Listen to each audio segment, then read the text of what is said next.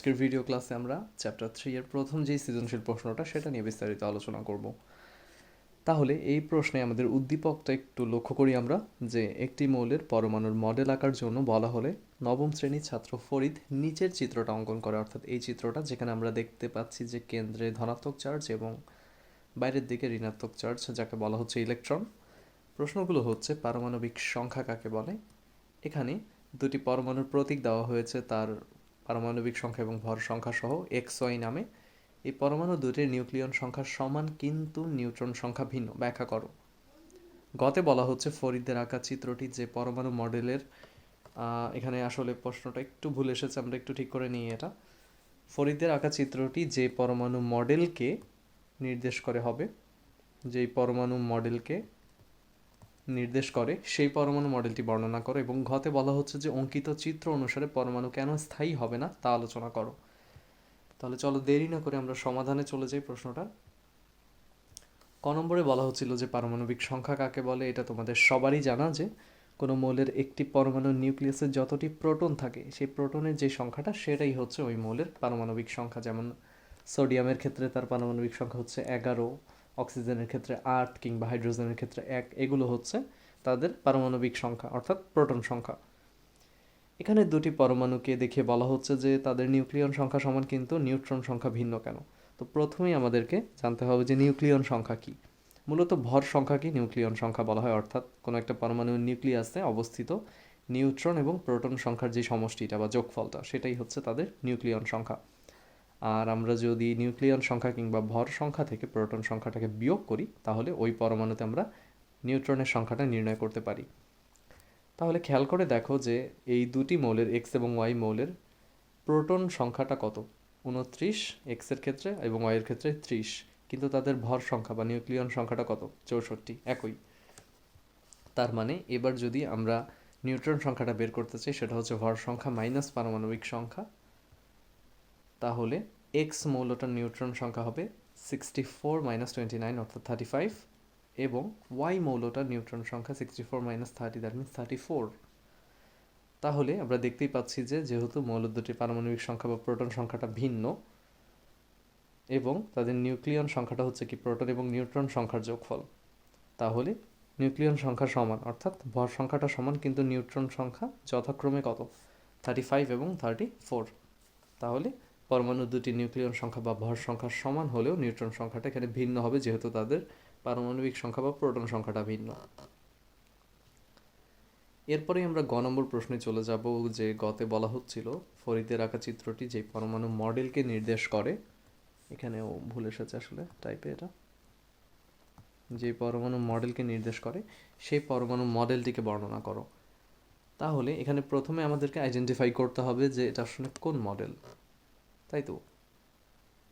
তাহলে এখানে আমরা একটু খেয়াল করে দেখি যে ফরিদের আঁকা মডেলটা বলা হচ্ছে যে রাদারফোর্ড পরমাণু মডেলকে নির্দেশ করে। এটা আমরা কিভাবে বুঝবো, খেয়াল করে দেখো যে এখানে কেন্দ্রে রয়েছে কি নিউক্লিয়াস, এবং এখানে রয়েছে ইলেকট্রন, এবং এইখানে আমাদের রাদারফোর্ড পরমাণু মডেল হওয়ার জন্য একটা বিশেষ বৈশিষ্ট্য রয়েছে, যেটা দেখলেই তুমি বুঝবে যে এটা রাদারফোর্ডের মডেল। প্রথমত তো কেন্দ্রে নিউক্লিয়াস, এটা আমরা বুঝলামই, এবং চারিদিকে ইলেকট্রন পরিভ্রমণ করছে, এটা একটা। আরেকটা হচ্ছে দেখো ইলেকট্রনটা কিন্তু এখানে একটা তীর চিহ্ন দেওয়া হয়েছে, তার মানে ইলেকট্রনটা এইভাবে ঘুরতে ঘুরতে ঘুরতে ঘুরতে কেন্দ্রের দিকে যাচ্ছে। তো এটা আরেকটা ইন্ডিকেশন বোঝার যে এটা হচ্ছে রাদারফোর্ডের মডেল, যেটা আমরা ঘতে আলোচনা করব।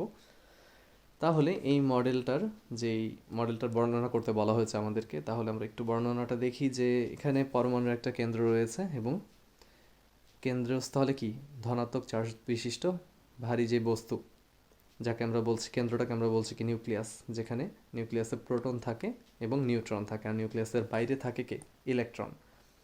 যেহেতু আপেক্ষিকভাবে ইলেকট্রনের ভরকে আমরা শূন্যই ধরি, তাহলে নিউক্লিয়াসের ভরটাই অর্থাৎ প্রোটন এবং নিউট্রনের ভরটাই কিন্তু পরমাণুর ভর হিসেবে এখানে বিবেচিত হয়। নিউক্লিয়াস অত্যন্ত ক্ষুদ্র এবং পরমাণুর ভেতরে বেশিরভাগ জায়গায় কিন্তু ফাঁকা। এরপরে আচ্ছা এখানে আবার ভুল এসেছে এটা, এরপরে বলা হচ্ছে যে আচ্ছা আরও দুটি কথা বলে রাখা ভালো, যে আমরা জানি যে পরমাণু কি তড়িৎ নিরপেক্ষ বা বিদ্যুৎ নিরপেক্ষ। তার মানে হচ্ছে নিউক্লিয়াসের ধনাত্মক চার্জের সমান সংখ্যক ঋণাত্মক চার্জ সেই পরমাণুটাতে থাকে। অর্থাৎ এখানে যদি আমি বলি যে এই নিউক্লিয়াসে যদি 10টা পজিটিভ চার্জ থাকে, তাহলে 10টা নেগেটিভ চার্জ মানে ইলেকট্রন সেই নিউক্লিয়াসকে কেন্দ্র করে ঘুরছে এখানে। তারপরে বলা হচ্ছে যেটা যে সৌরজগতে সূর্যের চারিদিকে যেভাবে বিভিন্ন কক্ষপথে গ্রহগুলো আমাদের ঘুরতে থাকে, ঠিক সেইভাবে রাদারফোর্ড মডেলে নিউক্লিয়াসকে কেন্দ্র করে ইলেকট্রনগুলো ঘুরতে থাকে। তাহলে এখানে আমরা বিভিন্ন কক্ষপথে কথাটা আনবো না, নিউক্লিয়াসকে কেন্দ্র করে ঘুরছে, কারণ বিভিন্ন কক্ষপথের কনসেপ্টটা যখন চলে আসে তখন কিন্তু সেটা বোরের মডেলে চলে যায়, এটা আমরা একটু খেয়াল রাখবো। এরপরে বলা হচ্ছে যে আচ্ছা, একটু আগে যেটা বলছিলাম যে নিউক্লিয়াসে যতটা প্রোটন, বাইরে ততটা ইলেকট্রন, এবং প্রোটন আর নিউট্রনের চার্জ পরস্পর বিপরীত এবং তাদের সংখ্যাটা সমান হওয়ার কারণে কিন্তু, অর্থাৎ প্রোটন এবং ইলেকট্রনের সংখ্যাটা সমান হওয়ার কারণেই কিন্তু পরমাণুর সামগ্রিকভাবে বা সমষ্টিগতভাবে তার চার্জটা থাকে শূন্য, অর্থাৎ সে চার্জ নিরপেক্ষ থাকে। এরপরে আরেকটা বৈশিষ্ট্য, সেটা হচ্ছে যে এই ধনাত্মক চার্জবাহী নিউক্লিয়াস এবং তার প্রতি এই যে ঋণাত্মক চার্জবাহী ইলেকট্রনে একটা আকর্ষণ বল অনুভব হয়, এবং এই আকর্ষণ বলটা হচ্ছে কেন্দ্রমুখী একটা আকর্ষণ বল। এবং এই কেন্দ্রমুখী বলের কারণেই কি পৃথিবী যেরকম সূর্যের চারিদিকে ঘুরছে, এখানে ইলেকট্রনগুলো কি সেরকম নিউক্লিয়াসের চারিদিকে ঘুরছে। জিনিসটা আমাদেরকে খেয়াল রাখতে হবে। কখনো কখনো তোমরা দেখবে যে এভাবে বলা থাকে কথাটা যে ধনাত্মক চার্জ বিশিষ্ট নিউক্লিয়াস এবং ঋণাত্মক চার্জ বিশিষ্ট ইলেকট্রন, তাদের মধ্যে পারস্পরিক যে স্থির বৈদ্যুতিক আকর্ষণজনিত কেন্দ্রমুখী বলটা এবং ঘূর্ণায়মান ইলেকট্রনের যে কেন্দ্র বহির্মুখী বা কেন্দ্র বিমুখী বলটা, সেটা পরস্পর সমান। এটা কি মূলত? এটা হচ্ছে যে এই যে ধনাত্মক এবং ঋণাত্মক চার্জের জন্য তাদের একটা কি পারস্পরিক স্থির বৈদ্যুতিক আকর্ষণ বলটা থাকছে, যেটা কি কেন্দ্রের দিকে কাজ করে।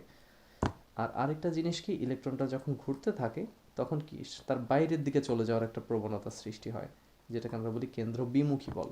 এই জিনিসটা তোমরা খেয়াল করবে, তোমরা যারা সাইকেল চালিয়েছো কিংবা গাড়িতে আমরা যখন ভ্রমণ করি, তখন দেখবে যে গাড়ি যেদিকে বাঁক নেয়, অর্থাৎ কোনো একটা এরকম একটা রাস্তায় গাড়ি যদি ডানে বাঁক নেয়, অর্থাৎ এদিকে বাঁক নেবে, আমরা গাড়িতে থাকাকালীন আমরা কিন্তু একটু বাম দিকে হেলে যাই। এটাই হচ্ছে কেন্দ্র বিমুখী বল। এর পরবর্তীতে তোমরা এটা একটু ফিল করার চেষ্টা করবে সাইকেলে কিংবা মোটর সাইকেলে কিংবা বড় কোনো যানবাহনে থাকলে, যে যখন তুমি ডানে কাত হয়ে যাচ্ছ, সেই ক্ষেত্রে কিন্তু আমরা আমাদের বাইরের দিকে বাম দিকে একটা ঠিক তার বিপরীত দিকে চলে যাওয়ার একটা প্রবণতার সৃষ্টি হয়, বা এজন্যই কিন্তু আমরা মোটর সাইকেল কিংবা সাইকেলকে ডান দিকে কাত করে চালাই, যাতে করে আমরা ওই কি কেন্দ্র বিমুখী বলটাকে প্রশমিত করতে পারি। বা গাড়ির ক্ষেত্রেও বা বড় রাস্তার ক্ষেত্রেও একটু কি ব্যাংকিং কোণ সৃষ্টি করা হয়ে থাকে, একটু ডান পাশ বাম পাশ উঁচু নিচু করা থাকে। তো এটা নিয়ে বিস্তারিত আলোচনা তোমরা ফিজিক্সেই পড়বে, এই আলোচনায় আর যাচ্ছি না। এখানে শুধুমাত্র আমরা কেন্দ্রমুখী এবং বিমুখী বলটা একটু দেখলাম সংক্ষেপে। তো এগুলোই ছিল আমাদের যে রাদারফোর্ড পরমাণু মডেল সংক্রান্ত যে সকল আলোচনা, সেটা। এরপরে আমরা পরবর্তী প্রশ্নটাতে চলে যাচ্ছি যে অঙ্কিত চিত্রানুসারে পরমাণু কেন স্থায়ী হবে না, তার আলোচনাটা কীরকম আসলে। এখানে খেয়াল করে দেখো যে এখানে আমরা একটা অ্যানিমেশন ব্যবহার করব ঠিক উপরের চিত্রটাকে, অর্থাৎ এই উদ্দীপকটাকে বোঝানোর জন্য। কেন্দ্রে নিউক্লিয়াস আর বাইরে হচ্ছে কি ইলেকট্রনটা। কি ঘটে মূলত এখানে দেখো, ঘুরছে ইলেকট্রনটা, ঘুরতে ঘুরতে ঘুরতে ঘুরতে কেন্দ্রে চলে আসলো। আরেকবার আমরা যারা মিস করেছি অ্যানিমেশনটা আরেকবার দেখি। এই যে খেয়াল করে দেখো, কেন্দ্রে চলে আসলো। এর কারণটা কি আসলে, এবং স্বাভাবিকভাবে কি এরকম ঘটে? হ্যাঁ, এই অ্যানিমেশনটাতে আমরা একটু লক্ষ্য করি। এই যে দেখো, ইলেকট্রন কিন্তু কেন্দ্রে চলে আসছে। তাহলে এইখানে আমরা একজন বিজ্ঞানীর তত্ত্ব পড়ব, সেটা হচ্ছে ম্যাক্সওয়েল, জেমস ক্লার্ক ম্যাক্সওয়েল। তার তড়িৎ গতিবিদ্যার বা তড়িৎ চৌম্বকীয় তত্ত্বের একটা সূত্র অনুযায়ী, সেটা হচ্ছে কি যে যখনই কোনো একটা চার্জিত কণা কোনো একটা বৃত্তাকার কক্ষপথে ঘুরতে থাকবে ক্রমান্বয়ে, তখন সে ঘুরতে ঘুরতে শক্তি বিকিরণ করতে থাকবে। একটু কঠিনভাবে বলতে গেলে, যে আধানযুক্ত কোনো কণা শূন্যে আবর্তিত হতে থাকলে কণাটি তার চারপাশে ক্রমাগত তড়িৎ চুম্বকীয় তরঙ্গ সৃষ্টি করে, ফলে ওই কণাটা থেকে সর্বদা শক্তির বিকিরণ হতে থাকে। সংক্ষেপে তুমি মনে রাখবে যে চার্জিত কণা বা চার্জিত যেই কণাই বলে, ঠিক আছে, চার্জিত কণা যখন ক্রমাগত বৃত্তাকার কক্ষপথে পরিভ্রমণ করতে থাকে, সে ক্রমান্বয়ে শক্তি বিকিরণ করতে থাকে। তো এই শক্তি যখন বিকিরণ করে, তার মানে সে ধীরে ধীরে কি শক্তি রিলিজ করছে বা শক্তি হারাচ্ছে।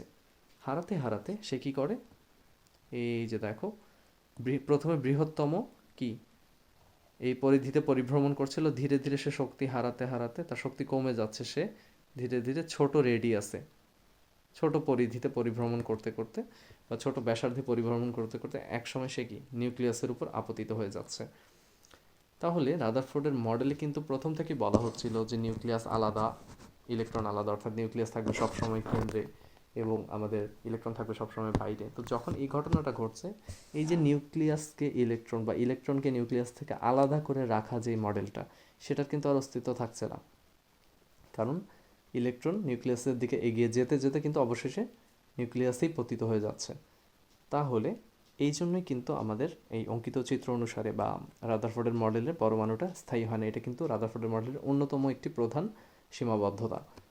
যেমনটা তুমি একটু আগে ছবিটাতে আবার যদি দেখাই, এই যে খেয়াল করে দেখো, এই যে ক্রমাগত ঘুরতে ঘুরতে শক্তি রিলিজ করছে, বিকিরণ করছে, এই যে কেন্দ্রে এসে পতিত হয়ে গেল। তার মানে ইলেকট্রন তার শক্তি কি, তার ইলেকট্রনের শক্তিগুলো ক্ষয়প্রাপ্ত হবে বা নিঃশেষ হয়ে যাবে এবং তার গতিশক্তি ধীরে ধীরে কমতে থাকবে। সে কি নিউক্লিয়াসের উপরে বা নিউক্লিয়াসের যে আকর্ষণ বল এবং বৃত্তাকার কক্ষপথে ঘূর্ণনজনিত যে কেন্দ্র বিকর্ষী মানে কেন্দ্র বিমুখী বা কেন্দ্র বিকর্ষী যে বলের সমতাটা, সেটা রক্ষা করার জন্যই কিন্তু বৃত্তাকার ব্যাসার্ধ ক্রমাগত হ্রাস পেতে থাকবে এবং একসময় কি ইলেকট্রন নিউক্লিয়াসের দিকে এগিয়ে যেতে যেতে অবশেষে নিউক্লিয়াসেই পতিত হয়ে বিলীন হয়ে যাচ্ছে। এই জন্যই কিন্তু আমাদের এই পরমাণুটা স্থায়ী হবে না বা এই মডেলটা স্থায়ী হবে না। তাহলে এই ছিল আমাদের রাদারফোর্ডের পরমাণু মডেল বা সৌর মডেলের, যেটা সৌর মডেলের সাথে কেন তুলনা করা হয় তোমরা ইতিমধ্যেই জানো। তো এই মডেলের সীমাবদ্ধতা এবং এই কারণেই রাদারফোর্ডের মডেল অনুযায়ী পরমাণুটা স্থায়ী হবে না। তাহলে এই ছিল আমাদের প্রথম সৃজনশীল চ্যাপ্টারের। পরবর্তী ক্লাসে আমরা এই চ্যাপ্টারের দ্বিতীয় সৃজনশীল প্রশ্নটা নিয়ে বিস্তারিত আলোচনা করবো। সেটা খুবই ছোট এবং সহজ একটা সৃজনশীল প্রশ্ন। তাহলে পরবর্তী ভিডিও ক্লাসে আমাদের দেখা হচ্ছে। আল্লাহ হাফেজ।